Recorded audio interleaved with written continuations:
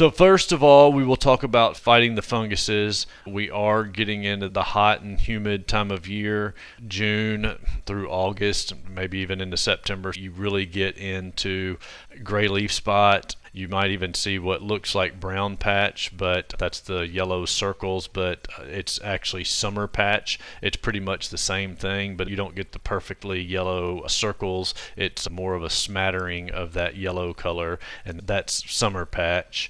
And both of those are easily treatable with Heritage G Fungicide. It's great if you can put it out there as a preventive. If you can put that out there, it not only costs less because the preventive rate versus the curative rate, meaning the curative is, oh, I've already got this, now you basically have to double up on it.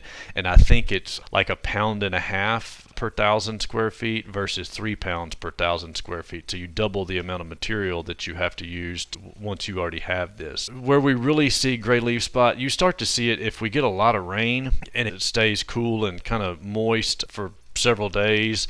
It'll come up in all grasses, especially grasses you've been taking care of, like you've been doing what we've been telling you to. You have been watering, you have been fertilizing. That's where you really see it. The problem is grass that's planted in the shadier areas. Because it does stay cooler and more moist for a longer time in there, it's a real good recipe for that stuff getting kicked off.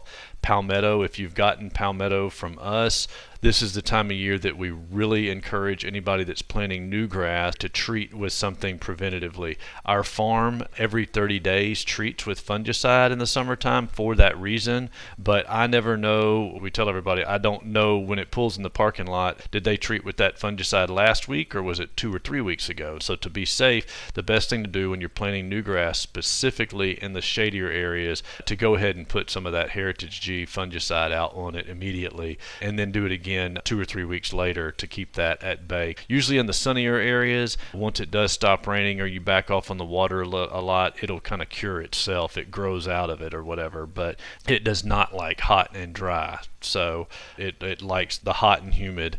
If you can get out ahead of those things, specifically when you're planting grass this time of year, and the reason it's that way, our grass comes from our farm with a ton of fertilizer in it. It is souped up on nitrogen. It's the reason it's so healthy and green and lush, but that extra amount of nitrogen that it comes from the farm with is also one of the ingredients that brings about that gray leaf spot. So like I said, and you can also do it yourself if you're taking good care of your grass. It's kind of got a lot of the ingredients. The excessive moisture, excessive nitrogen, and these warm, humid days are what it takes to kick off that gray leaf spot. So be on the lookout for it. You know you've got it. Look at a blade of grass and it'll have little bitty dots, smaller than a pencil eraser, that'll start as brown little dots. They're called lesions. Once a few of those little dots become a lot of dots, it takes over the whole blade of grass. The blade of grass just goes away. You can stop that with some of those fungicides.